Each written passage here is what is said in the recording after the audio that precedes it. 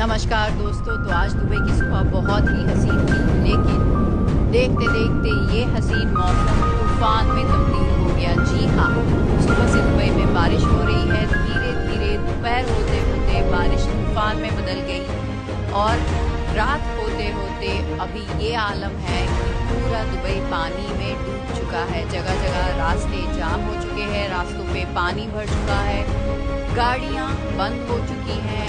रात होने के बावजूद अभी भी लोग सड़कों पे फंसे हुए हैं और अपने घर नहीं पहुंचे हैं। कहा जा रहा है आने वाले 3 दिनों तक यही हालात रह सकते हैं दुबई के।